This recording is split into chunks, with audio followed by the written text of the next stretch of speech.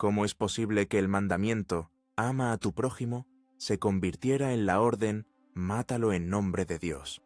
¿De qué retorcida manera una peregrinación piadosa, un viaje de redención, se transformó en una invasión militar que ahogaría 2 continentes en sangre durante 200 años? La historia comienza en el año 1095, en un campo abierto en Clermont, Francia. Allí, un hombre llamado Urbano II, el Papa de Roma, pronunció un discurso que se convertiría en la mecha de un incendio apocalíptico. Habló de la profanación de los lugares santos, de los sufrimientos de los hermanos cristianos en Oriente. Su voz, cargada de fervor y cálculo político, resonó en los corazones de miles de oyentes. Prometió algo inaudito, una oferta irresistible para una era de pecado y miedo: la remisión total y absoluta de todos los pecados para quien tomara la cruz y marchara a liberar Jerusalén. Era un cheque en blanco firmado por Dios, canjeable por la sangre de los infieles. La respuesta fue un rugido que sacudió los cimientos de Europa. Deus vult, Dios lo quiere. Con esas 2 palabras, la fe se convirtió oficialmente en un arma de destrucción masiva. Los ejércitos iban a morir por el paraíso que les prometían los sacerdotes, y construían en la tierra un infierno que ningún profeta había descrito. Antes de que los ejércitos de los nobles pudieran siquiera organizarse, una turba de campesinos, visionarios y desheredados se puso en marcha. Liderados por predicadores carismáticos como Pedro el Ermitaño, formaron la llamada Cruzada de los Pobres. No tenían disciplina ni logística, solo un hambre feroz y una fe ciega. Su camino a través de Europa fue una estela de terror. Practicaron su guerra santa contra el enemigo más cercano que encontraron, las comunidades judías del Rin. En ciudades como Maguncia y Worms llevaron a cabo masacres sistemáticas, ofreciendo a sus víctimas una elección simple: el bautismo o la muerte. La mayoría eligió la muerte. Era solo el prólogo. La verdadera cruzada, la de los príncipes y varones, era una bestia diferente, una maquinaria de guerra compuesta por caballeros normandos, franceses y flamencos, hombres endurecidos en las brutales guerras feudales de Europa. Su disciplina era de hierro, su codicia, infinita, y su piedad, un instrumento afilado. Su primer gran desafío fue Nicea, una ciudad formidable en manos de los turcos selyúcidas. El asedio fue una lección de crueldad medieval. Las catapultas lanzaban no solo rocas, sino también las cabezas cortadas de los espías capturados. La sed y el hambre atormentaban tanto a los sitiadores como a los sitiados. Al final, la ciudad no cayó por asalto, sino por traición, una negociación secreta entre el emperador bizantino y la guarnición turca que dejó a los cruzados furiosos y con las manos vacías. Se sentían estafados, no de oro, sino de la sangre que consideraban suya por derecho divino. ¿Qué harías si tu fe te exigiera matar? El siguiente obstáculo era una leyenda: Antioquía, una de las grandes ciudades de la cristiandad, ahora bajo dominio musulmán. Sus murallas eran consideradas inexpugnables. El asedio se prolongó durante 8 meses de miseria. El hambre en el campamento cruzado era tan atroz que los cronistas hablan de hombres que cocinaban y comían tiras de cuero de sus propios escudos. El canibalismo se convirtió en un rumor susurrado en las tiendas heladas. La victoria, de nuevo, llegó a través de la traición. Un armenio llamado Firuz, un guardia de una de las torres, fue sobornado para que dejara entrar a un pequeño grupo de cruzados durante la noche.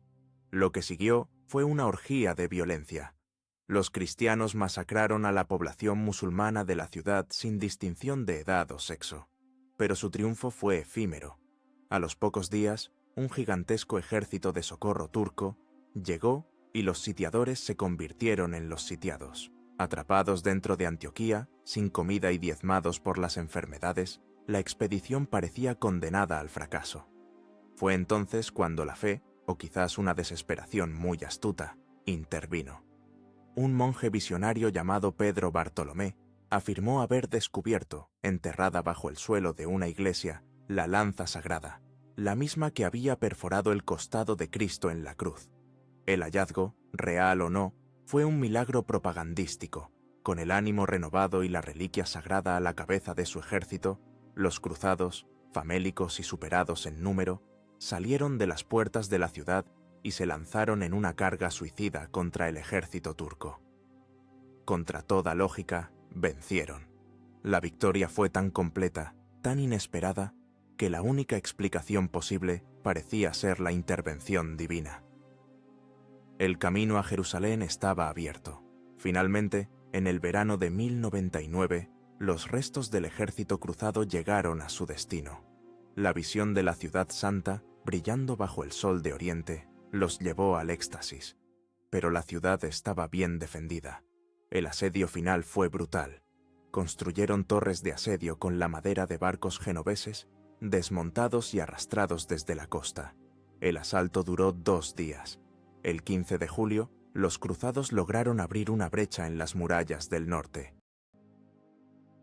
La matanza que siguió conmocionó incluso a una época acostumbrada a la violencia. Los cruzados, en un frenesí de fervor religioso y sed de sangre acumulada durante 3 años, no perdonaron a nadie. Masacraron a los defensores musulmanes y a toda la población judía de la ciudad, que había buscado refugio en su sinagoga principal y fue quemada viva. Un cronista de la época, Raimundo de Aguilers, escribió con orgullo que la sangre en las calles le llegaba hasta las rodillas de su caballo. Caminaban sobre cadáveres para llegar al Santo Sepulcro y dar gracias a Dios. Sobre un cimiento de huesos y un mortero de sangre, fundaron el reino de Jerusalén, un frágil puesto de avanzada cristiano en un mar de Islam. Habían cumplido su misión. Habían liberado la tumba de Cristo, pero en el proceso habían crucificado su mensaje. La idea de una guerra santa, una vez desatada, resultó ser un monstruo insaciable. El concepto de purificar el mundo en nombre de Dios no se limitaría a tierras lejanas. Pronto encontraría un nuevo y fértil campo de batalla, no contra un enemigo externo, sino en el corazón mismo de la cristiandad, contra aquellos que se atrevían a rezar de una manera diferente. Si hubieras estado en Clermont, ¿qué te habría movido más? ¿La fe ciega o la sed de aventuras? Cuéntanoslo en los comentarios. Elige FE o elige aventura. A ver qué bando gana esta vez. La idea del infiel interior era mucho más peligrosa que cualquier enemigo extranjero. Un sarraceno al otro lado del mar era un adversario honorable, predecible. Pero un hereje, un vecino que compartía tu sangre y tu tierra, pero corrompía el alma de la comunidad con sus creencias desviadas, era un cáncer que debía ser extirpado con fuego y acero. A principios del siglo XIII, la región más próspera y culta de Francia no era París, sino el Languedoc, en el sur. Era una tierra de trovadores, de cortes de amor, de castillos orgullosos y de ciudades bulliciosas como Toulouse, Albi y Carcassona. Y era también el hogar de los cátaros. No se llamaban a sí mismos así. Se consideraban simplemente buenos cristianos. Su fe era radicalmente diferente a la de Roma. Creían en 2 dioses, uno bueno, el creador del mundo espiritual, y uno malo, el creador del mundo material, que identificaban con el Satán del Antiguo Testamento. Consideraban la Iglesia Católica una institución corrupta, la ramera de Babilonia. Rechazaban los sacramentos, las cruces, las reliquias. Su sencillez y su ascetismo contrastaban fuertemente con la opulencia y la corrupción del clero local, lo que les granjeó una enorme popularidad entre el pueblo y la nobleza. Roma los observaba con creciente alarma. Durante décadas intentó frenar la herejía con debates y misiones de predicadores, pero la fe cátara seguía extendiéndose. La gota que colmó el vaso fue el asesinato, en 1208, de un legado papal llamado Pierre de Castelnau, probablemente a manos de un vasallo del conde de Toulouse. El Papa Inocencio III, un político tan brillante como despiadado, vio su oportunidad. Hizo lo impensable, declaró una cruzada, pero no contra los musulmanes en Tierra Santa, sino contra los cristianos del Languedoc. Prometió las mismas indulgencias y, más importante aún, las mismas recompensas terrenales. Las tierras de los herejes y sus protectores serían para quienes las conquistaran. La respuesta fue abrumadora. un ejército de varones del norte de Francia, ávidos de gloria y sobre todo de los ricos feudos del sur, acudió a la llamada. Al frente se colocó un hombre que se convertiría en el siniestro protagonista de esta guerra, Simón de Montfort, un guerrero fanático, ambicioso y de una crueldad legendaria. El primer objetivo fue la ciudad de Béziers, en el verano de 1209. La ciudad se negó a entregar a sus ciudadanos cátaros. Los cruzados se prepararon para un largo asedio, pero una salida imprudente de los defensores se convirtió en un desastre. Los atacantes entraron en la ciudad por las puertas abiertas. Lo que ocurrió después se convirtió en un símbolo de la brutalidad de la guerra religiosa. Cuando el comandante del ejército preguntó al legado papal, Arnaud d'Amaury, cómo distinguir a los católicos de los herejes, éste pronunció la frase que pasaría a la historia: «Matadlos a todos, el Señor reconocerá a los suyos». La ciudad fue arrasada. Miles de hombres, mujeres y niños fueron masacrados en las calles y en las iglesias. Béziers fue un mensaje: no habría piedad, no habría negociación. Esta no era una guerra de conquista, era una guerra de exterminio. ¿Podrías seguir siendo humano cuando se cometen atrocidades en nombre de Dios?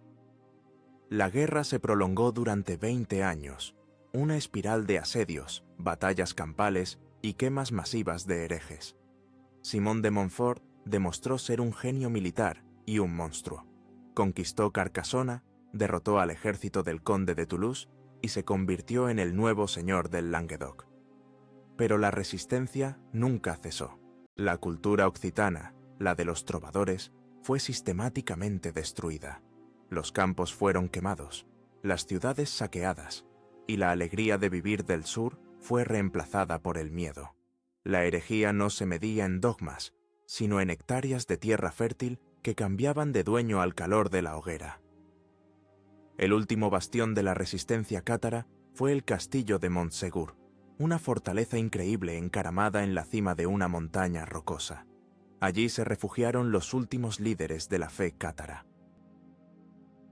En 1243, un ejército real francés puso sitio a la montaña. El asedio duró 10 meses, una lucha desesperada en condiciones inhumanas. Finalmente, los defensores se rindieron. Se les ofreció una última oportunidad de abjurar de su fe. Más de 200 hombres y mujeres se negaron. El 16 de marzo de 1244, fueron conducidos a un campo, al pie de la montaña, donde se había construido una enorme pira. Sin necesidad de ser atados, subieron voluntariamente a la hoguera y murieron cantando. Montségur fue el fin de la iglesia cátara, pero no el fin de la persecución. La guerra había sido demasiado costosa y desordenada. Se necesitaba una herramienta más eficiente, más sistemática, para erradicar la herejía hasta la última raíz.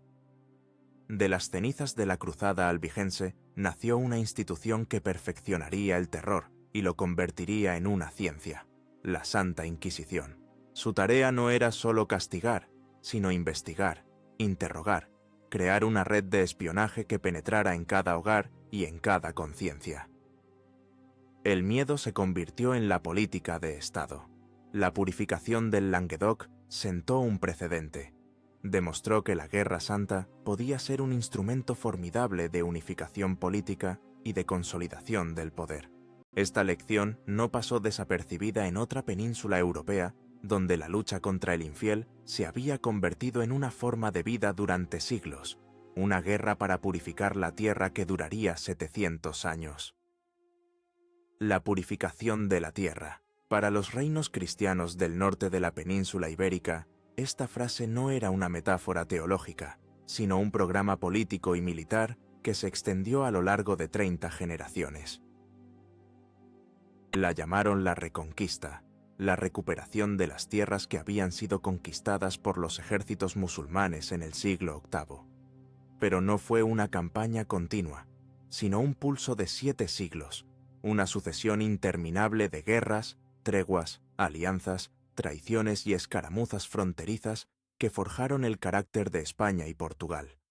Todo comenzó en un rincón montañoso de Asturias, donde un puñado de nobles visigodos se negó a someterse al nuevo poder del Emirato de Córdoba. Durante siglos, la frontera entre el Al-Ándalus musulmán y los pequeños reinos de Castilla, Aragón, León y Navarra fue una herida abierta, una tierra de nadie donde la vida valía poco y la espada era la única ley. La guerra no era solo una cuestión de fe, era también un negocio.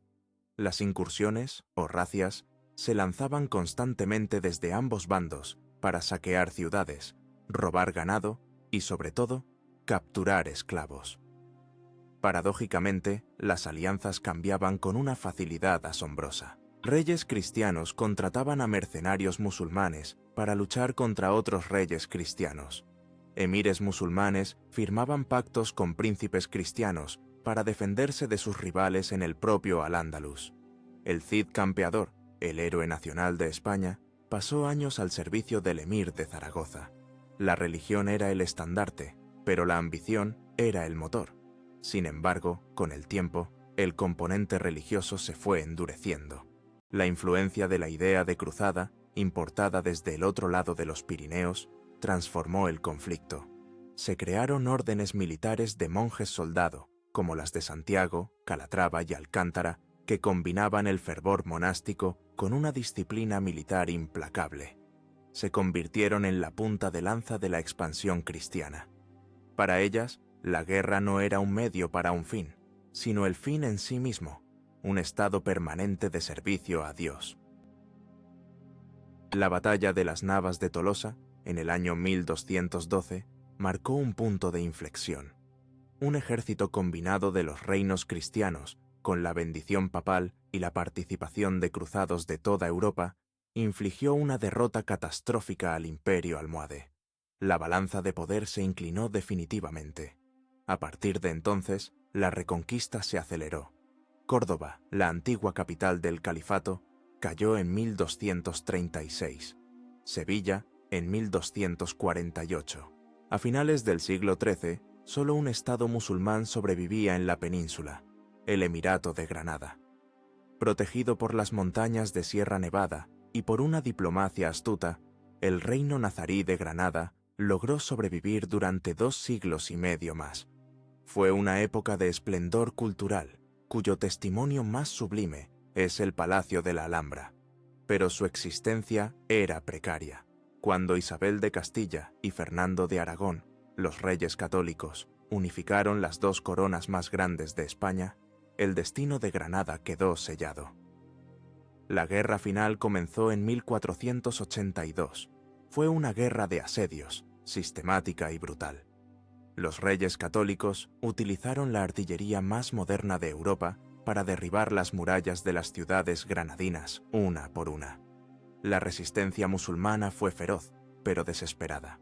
El 2 de enero de 1492, el último emir de Granada, Boabdil, entregó las llaves de la ciudad a Isabel y Fernando.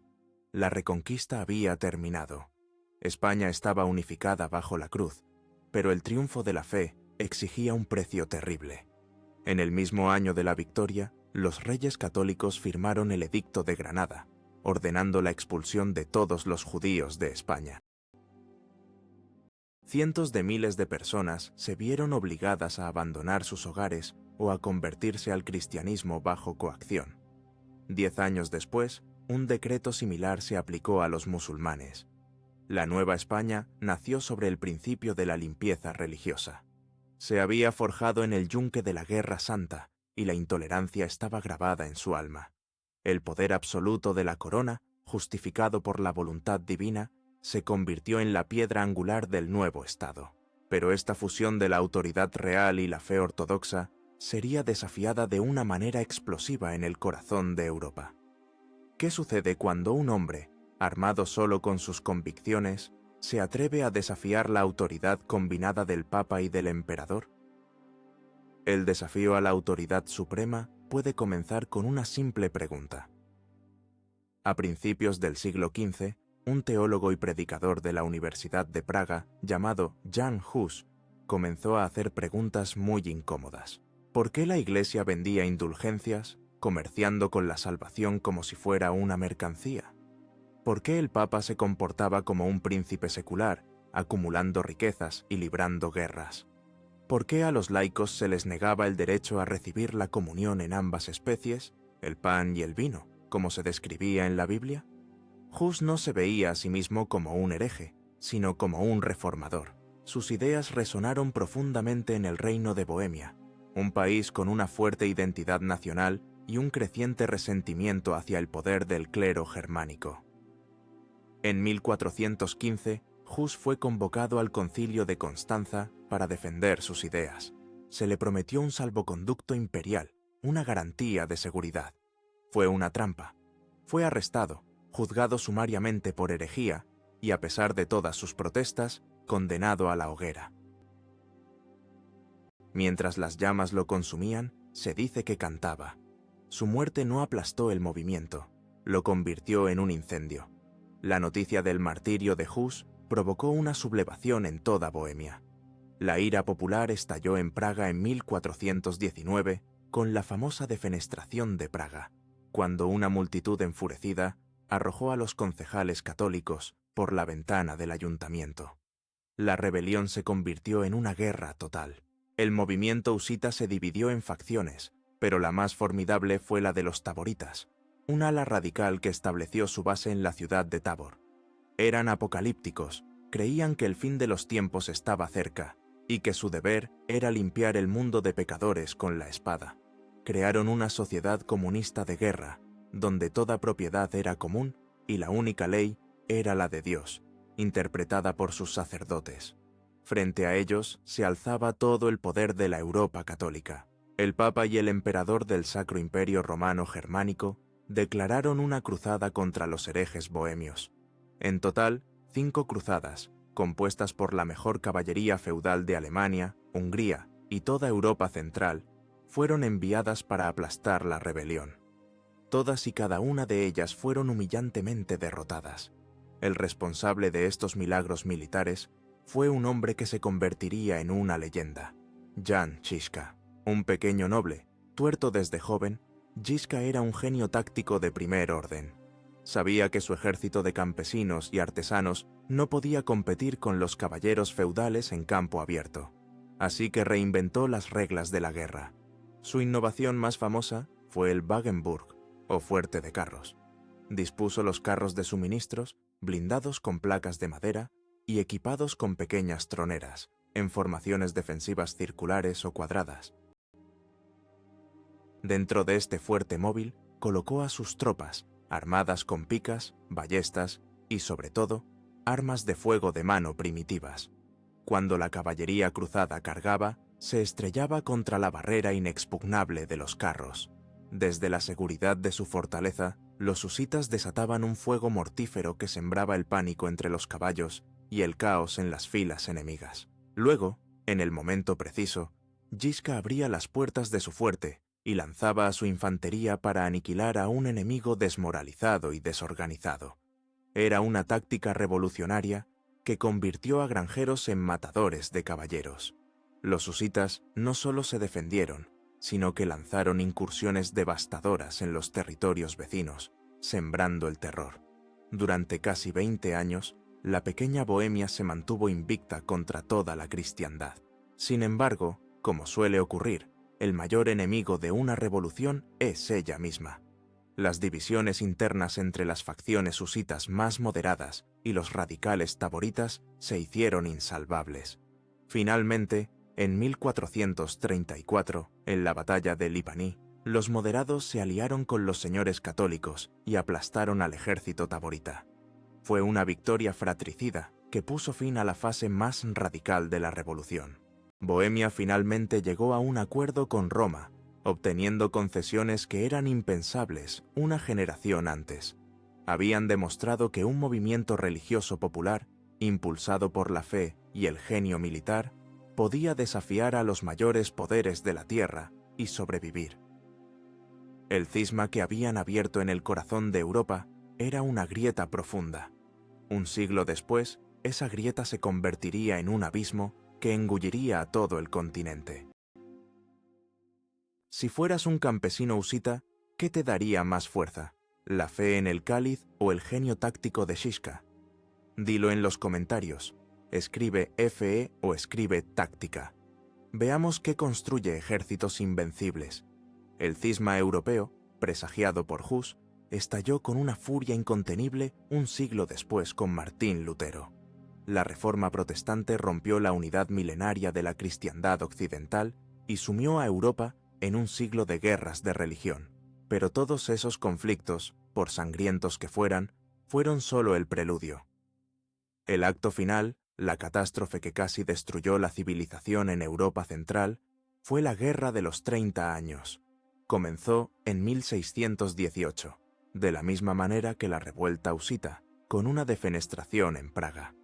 Nobles protestantes bohemios arrojaron a los representantes del emperador católico por una ventana del castillo. Lo que empezó como una rebelión local dentro del Sacro Imperio Romano Germánico degeneró rápidamente en un conflicto continental. Al principio, parecía una guerra religiosa clásica, la Unión Protestante contra la Liga Católica. Pero las etiquetas religiosas pronto se convirtieron en máscaras para una lucha cínica por el poder geopolítico.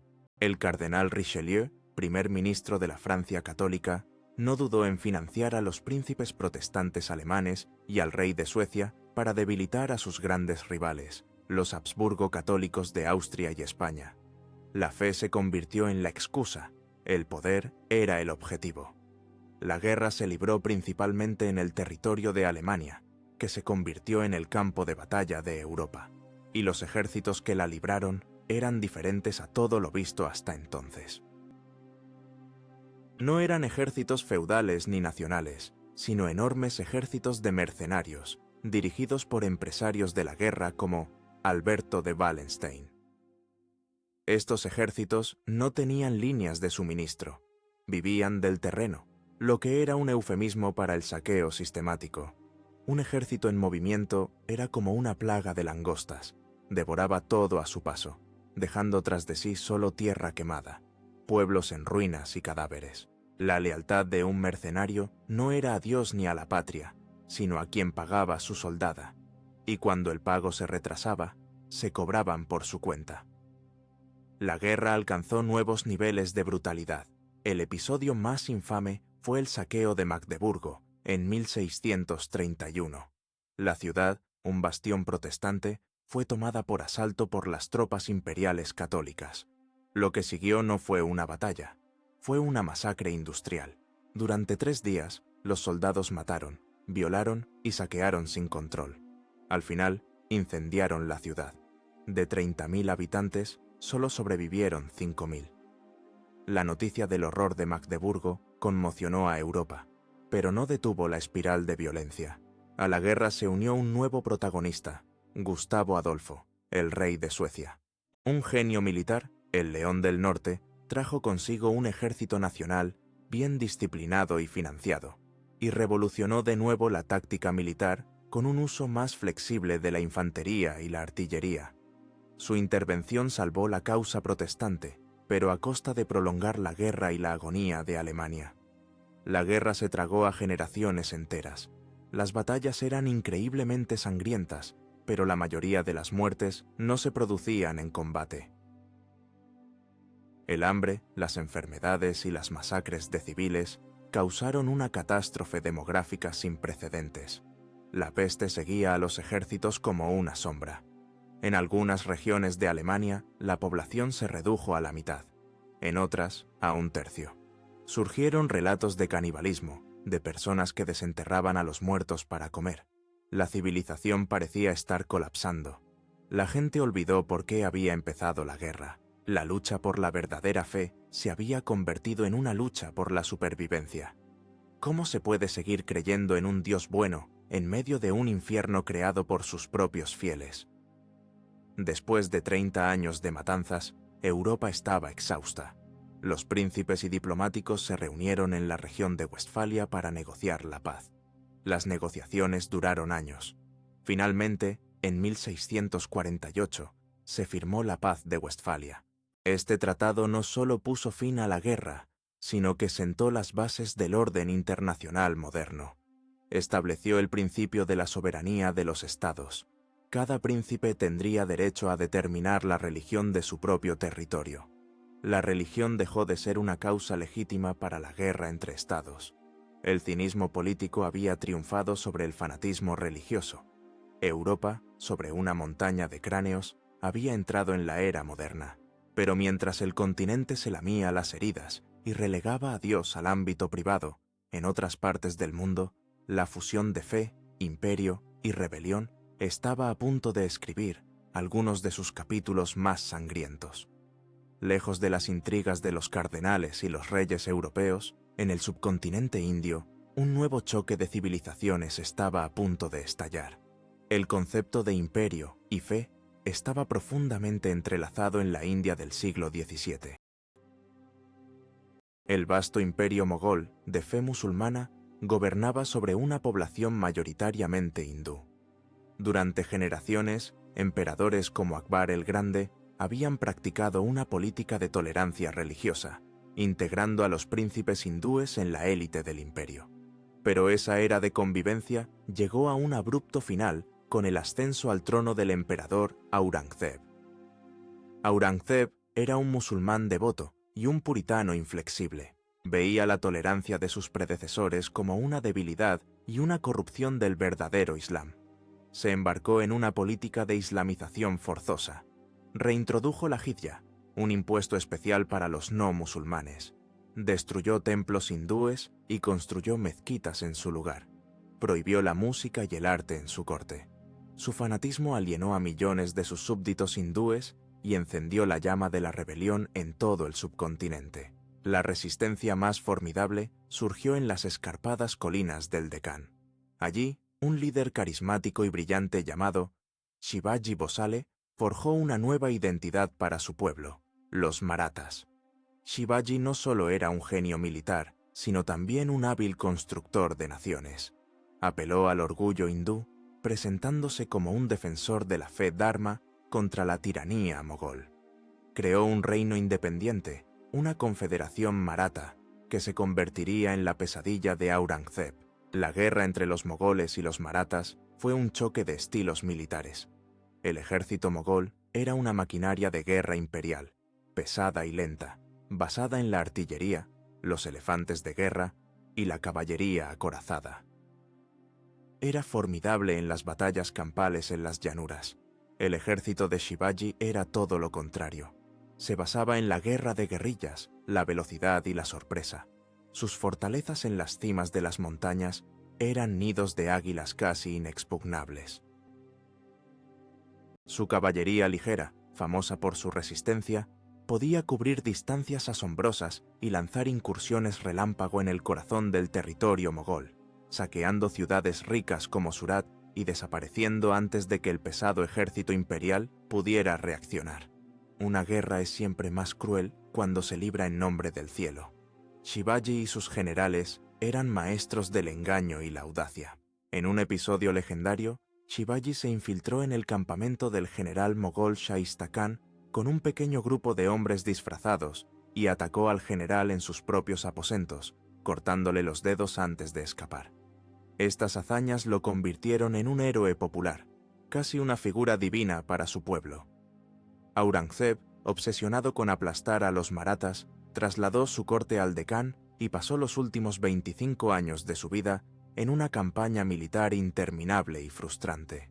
Capturaba una fortaleza maratha tras otra, solo para que los guerrilleros la recuperaran en cuanto su ejército se alejaba. La guerra de desgaste desangró al imperio mogol. Sus arcas se vaciaron, su ejército se desmoralizó, y su vasto imperio comenzó a desmoronarse por las costuras. Cuando Aurangzeb murió en 1707, el imperio estaba al borde del colapso. Tras su muerte, los marathas pasaron a la ofensiva.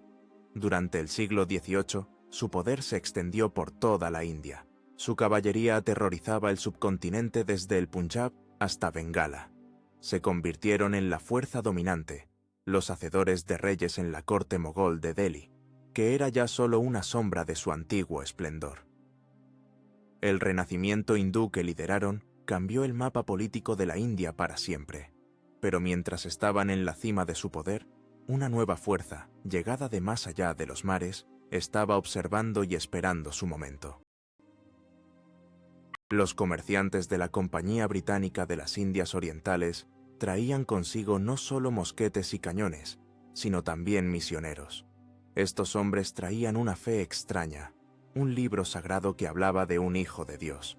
En la India, esta fe apenas echó raíces, pero al otro lado del Himalaya, en el vasto y convulso imperio chino, una interpretación distorsionada de este mensaje, nacida en la mente febril de un visionario, estaba a punto de desatar la guerra más mortífera del siglo XIX. Los misioneros cristianos que llegaron a China en el siglo XIX encontraron un imperio en crisis.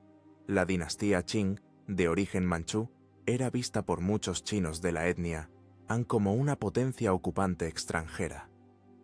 Las humillantes derrotas en las guerras del opio contra Gran Bretaña habían destrozado el prestigio del emperador y habían sumido al país en el caos económico y social. En este caldo de cultivo de desesperación y resentimiento, un joven llamado Hong Xiuquan intentaba labrarse un futuro. 4 veces se presentó a los durísimos exámenes para funcionarios imperiales, y 4 veces fracasó. Tras su último fracaso, sufrió un colapso nervioso y tuvo una serie de visiones extrañas. En ellas, viajaba a un reino celestial donde un anciano de barba dorada le lamentaba que la humanidad hubiera abandonado la verdadera fe para adorar a demonios. Un hombre de mediana edad, a quien Hong llamó su hermano mayor, le instruía en el arte de aniquilar a estos demonios. Durante años, Hong no entendió el significado de sus sueños, hasta que un día leyó un panfleto cristiano que le había dado un misionero. De repente, todo cobró sentido. El anciano era Dios Padre, el hermano mayor era Jesucristo, y él, Hong Xiuquan, era el segundo hijo de Dios, el hermano menor de Jesús, enviado a la tierra para erradicar a los demonios. Los demonios, para Hong, eran los manchúes, Confucio y los ídolos de los templos chinos. Creó una nueva religión sincrética, una mezcla de cristianismo protestante, confucianismo y antiguas creencias chinas. Se autoproclamó rey celestial y fundó la Sociedad de Adoradores de Dios. Su mensaje era simple y poderoso: igualdad de hombres y mujeres, reparto de la tierra, prohibición del opio, el alcohol y el tabaco, y una guerra santa para derrocar a la dinastía Qing y establecer el reino celestial de la gran paz en la tierra. En una nación de campesinos sin tierra y trabajadores desesperados, su mensaje se extendió como la pólvora. En 1851, la rebelión estalló. El ejército Taiping, con su disciplina fanática y su fervor religioso, barrió el sur de China. En 1853, capturaron una de las ciudades más grandes del imperio, Nankín, y la convirtieron en su capital celestial. Desde allí, libraron una guerra total contra el régimen Qing durante 14 años. Fue una de las guerras más brutales y devastadoras de la historia de la humanidad. Ambos bandos cometieron atrocidades a una escala inimaginable. Ciudades enteras fueron masacradas. Se aplicó la política de tierra quemada, creando hambrunas que mataron a millones. El río Yangtze se tiñó de rojo con la sangre de los combatientes y los civiles. Dentro del reino celestial, la utopía se convirtió rápidamente en una pesadilla totalitaria. Hong Xiuquan se retiró a su palacio con un harén de concubinas, mientras sus generales, los reyes, se enzarzaban en luchas de poder sangrientas. Las purgas internas eran constantes y despiadadas. La estricta moralidad impuesta al pueblo contrastaba con la depravación de sus líderes. El reino que prometía la paz se consumía en la violencia. La guerra podría haber continuado indefinidamente, desangrando a China hasta la muerte. Pero las potencias occidentales, que al principio habían visto con cierta simpatía a los rebeldes pseudo-cristianos, se alarmaron por su fanatismo y su amenaza al comercio. Decidieron intervenir. Con la ayuda de mercenarios occidentales y un ejército modernizado, las fuerzas Qing finalmente lograron sofocar la rebelión. En 1864, Nankín fue reconquistada. La caída de la capital celestial fue un apocalipsis. 100.000 rebeldes prefirieron la muerte a la rendición. Hong Xiuquan se suicidó. Cuando la guerra terminó, China era un cementerio. Las estimaciones más conservadoras hablan de 20 millones de muertos. Algunas llegan a 30 millones. Fue, con mucho, el conflicto más sangriento del siglo XIX. Una catástrofe de proporciones bíblicas provocada por la visión de un solo hombre. La rebelión Taiping fue un eco tardío y monstruoso de la idea de la Guerra Santa, una prueba aterradora de cómo la fe, desarraigada de su contexto y fusionada con la desesperación social, puede convertirse en un catalizador para una carnicería sin precedentes. Este tipo de guerra de conversión por la espada no era nueva. Siglos antes, en los fríos bosques del norte de Europa, se había llevado a cabo una campaña mucho más larga, más fría y más metódica para erradicar una fe en nombre de otra. ¿Creerías en un paraíso en la tierra, incluso si exigiera un río de sangre para construirlo? Tu respuesta en los comentarios. Escribe utopía si te arriesgarías, o escribe realidad si te opondrías. El debate está abierto. La conversión por la espada, practicada con una brutalidad apocalíptica por los Taiping, había sido perfeccionada como una ciencia fría y sistemática por las órdenes de caballería alemanas en las costas del mar Báltico. A partir del siglo XII, mientras las cruzadas en Tierra Santa acaparaban los titulares, el Papa y los príncipes del Sacro Imperio Romano Germánico promovieron una guerra santa mucho más cerca de casa, las Cruzadas Bálticas. El objetivo era conquistar y cristianizar a las últimas tribus paganas de Europa, los prusianos, livonios, letones y estonios. No se trataba de recuperar tierras santas, sino de expandir las fronteras de la cristiandad y, no por casualidad, las posesiones de los señores alemanes. Los protagonistas de esta conquista fueron dos órdenes militares únicas, los caballeros teutónicos y los hermanos livonios de la espada. Eran estados-ejército, organizaciones de monjes guerreros que habían jurado sus vidas a la guerra perpetua contra los paganos. Su disciplina era legendaria, su armamento, el más avanzado de la época, y su fervor religioso, una justificación para una crueldad sin límites. La guerra en el Báltico no se parecía a las batallas campales de Francia o Italia. Era una guerra de bosques, pantanos y estaciones. El arma principal de los cruzados era el castillo. Construían fortalezas de piedra y ladrillo en el corazón del territorio pagano, que servían como bases de operaciones, centros administrativos y símbolos de la ocupación permanente. Desde estos castillos lanzaban incursiones devastadoras. Su táctica preferida eran las Reisen, o incursiones de invierno. Aprovechando que los ríos y pantanos se congelaban, la pesada caballería de los caballeros podía penetrar profundamente en las tierras paganas, que estaban indefensas. Caían sobre las aldeas por sorpresa, quemaban las casas, masacraban a los habitantes y se llevaban a los supervivientes como esclavos. El objetivo no era solo derrotar a los guerreros, sino quebrar la voluntad de todo un pueblo, destruir su base económica y social para que la única opción fuera la sumisión y el bautismo. La resistencia pagana fue feroz y desesperada. Luchaban en su propio terreno, utilizando las tácticas de la emboscada y la guerra de guerrillas en los densos bosques que conocían tan bien. Durante décadas, líderes tribales como el lituano Mindaugas o el prusiano Herkus Monte lograron unir a sus pueblos e infligir severas derrotas a los invasores, pero no podían competir con la maquinaria de guerra de la Orden. Los caballeros eran una organización internacional, recibían un flujo constante de cruzados voluntarios y recursos de toda Alemania. Los paganos, en cambio, estaban divididos y luchaban solos. Era un choque entre una maquinaria bélica avanzada y la furia primitiva, y el resultado final nunca estuvo en duda. En el proceso, culturas y pueblos enteros fueron borrados del mapa. Los antiguos prusianos, un pueblo báltico con su propia lengua y religión, fueron exterminados o asimilados por completo. Su nombre fue usurpado por sus conquistadores alemanes. Su tierra se convirtió en Prusia, el corazón del futuro militarismo alemán. La cristianización fue superficial y brutal. A menudo, las tribus aceptaban el bautismo en masa para detener una masacre, solo para volver a sus antiguos dioses en cuanto los ejércitos se retiraban. Pero la presión era implacable. La guerra era una empresa de colonización disfrazada de misión divina. La tierra de los paganos fue repartida entre la orden, los obispos y los colonos alemanes que llegaron para trabajar los nuevos dominios.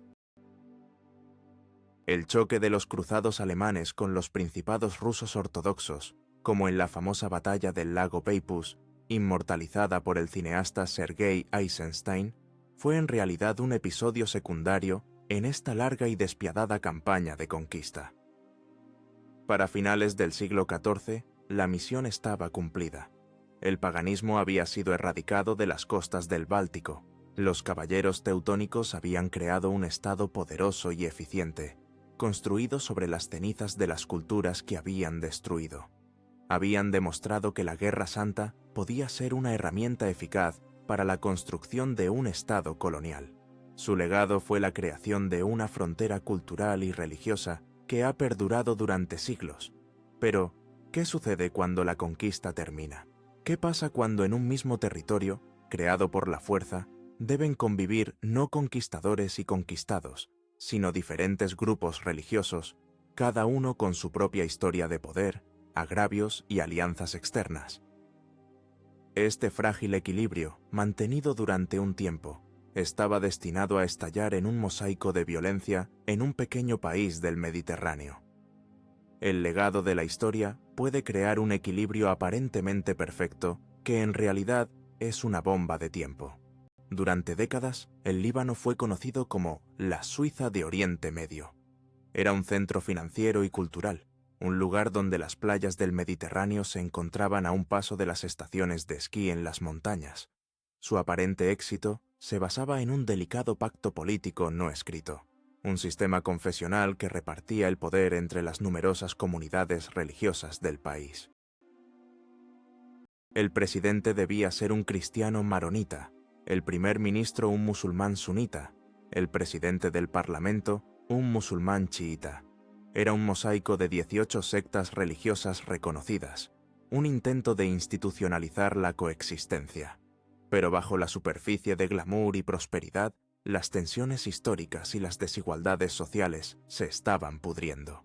Los cristianos maronitas, que habían dominado el país bajo el mandato francés, se aferraban a sus privilegios, mientras que la población musulmana, especialmente los chiitas del sur, se sentía marginada y empobrecida. La bomba de tiempo explotó en 1975, pero la mecha se había encendido años antes. La llegada de decenas de miles de refugiados palestinos y sobre todo de los combatientes armados de la Organización para la Liberación de Palestina tras su expulsión de Jordania, destrozó el frágil equilibrio demográfico y político. La OLP utilizó el sur del Líbano como base para atacar a Israel, lo que provocó represalias israelíes y convirtió al Líbano en un campo de batalla ajeno. La guerra civil comenzó, como suelen hacerlo estas guerras, con un incidente aparentemente menor. Unos hombres armados atacaron una iglesia en Beirut. En represalia, milicias cristianas masacraron a los pasajeros de un autobús lleno de palestinos. En cuestión de semanas, el país se sumió en el caos. Beirut, la París de Oriente Medio, se dividió en dos. La línea verde, un corredor de edificios en ruinas y calles desiertas, separaba el este cristiano del oeste musulmán. La guerra del Líbano no fue una guerra convencional.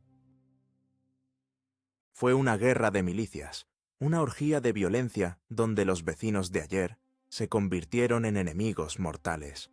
Cada comunidad religiosa tenía su propia milicia, armada y financiada por potencias extranjeras.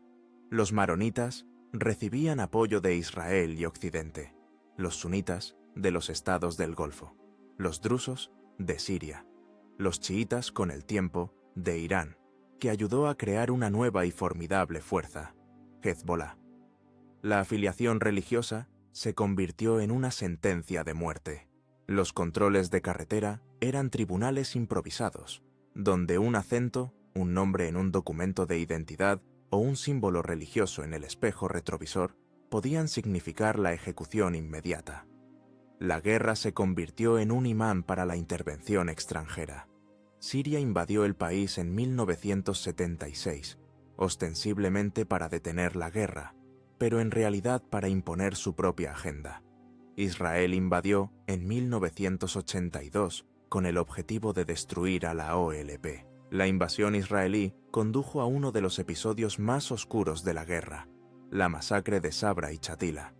Milicianos cristianos falangistas, aliados de Israel, entraron en 2 campos de refugiados palestinos y, durante 3 días, masacraron a cientos, quizás miles, de civiles, mientras el ejército israelí rodeaba los campos y observaba. La guerra se prolongó durante 15 años. Fue una pesadilla surrealista de combates urbanos, coches bomba, secuestros y asesinatos políticos. La economía se derrumbó. Una generación entera creció sin conocer nada más que la guerra. La identidad libanesa se fracturó en identidades sectarias. Ya no eras libanés, eras maronita, sunita, chiita o druso. Finalmente, en 1990, un acuerdo patrocinado por Arabia Saudí puso fin a los combates, pero las cicatrices, tanto físicas como psicológicas, permanecen. El Líbano demostró de forma aterradora cómo un Estado multiconfesional puede desintegrarse cuando las antiguas lealtades religiosas son explotadas por actores locales y potencias globales. Se convirtió en un laboratorio de la guerra por delegación, un lugar donde las luchas geopolíticas más amplias se libraban a través de cuerpos libaneses. Esta idea de un conflicto local que se convierte en un escenario para una lucha global estaba a punto de alcanzar su máxima expresión. La siguiente Guerra Santa no se libraría por una ciudad o una nación, sino por el alma del mundo entero, y no tendría fronteras. Una guerra sin fronteras necesita una idea que pueda viajar más rápido que los ejércitos. A finales del siglo XX, esa idea, antigua pero revitalizada, fue la yihad global.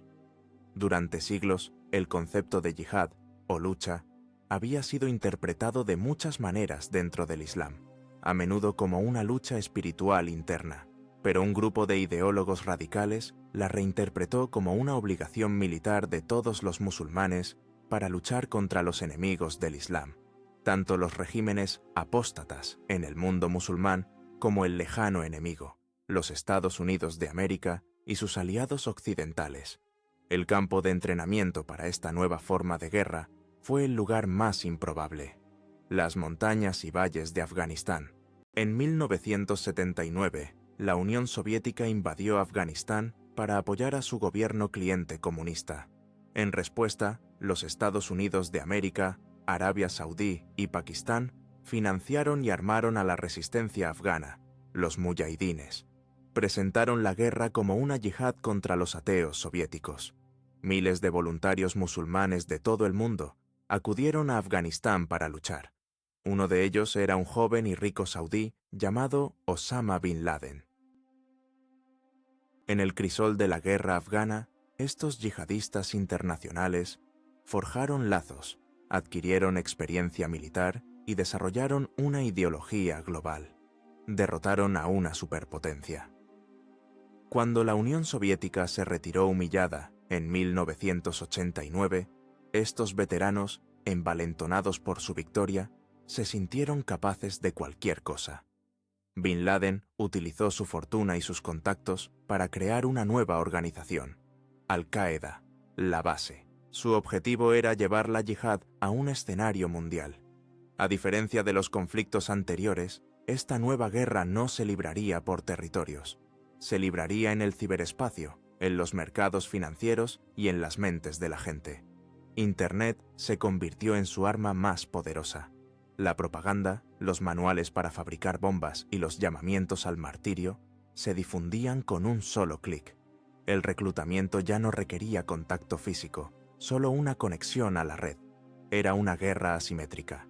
Al-Qaeda no podía enfrentarse a los ejércitos occidentales en el campo de batalla, así que eligió un nuevo tipo de objetivo: el civil. El terrorismo se convirtió en su principal táctica. El objetivo no era la victoria militar, sino crear un espectáculo de violencia tan aterrador que obligara a Occidente a retirarse del mundo musulmán. El 11 de septiembre de 2001, esta nueva guerra se presentó al mundo. 19 terroristas, armados solo con cúteres y una fe fanática, secuestraron 4 aviones de pasajeros y los convirtieron en misiles. Atacaron los símbolos del poder económico y militar estadounidense. Casi 3.000 personas murieron. El mundo cambió en un instante. La respuesta de los Estados Unidos de América fue la guerra contra el terror. Invadió Afganistán para derrocar a los talibanes que habían dado refugio a Al-Qaeda. En 2003, invadió Irak bajo el pretexto, que luego se demostró falso, de que Saddam Hussein poseía armas de destrucción masiva. Estas invasiones lograron derrocar a los regímenes, pero crearon un vacío de poder y un caos que se convirtieron en el caldo de cultivo perfecto para una nueva generación de yihadistas, aún más radical y brutal. De las cenizas de la guerra de Irak surgió el Estado Islámico de Irak y Siria, o ISIS. A diferencia de Al-Qaeda, que era una red terrorista clandestina, ISIS aspiraba a ser un Estado.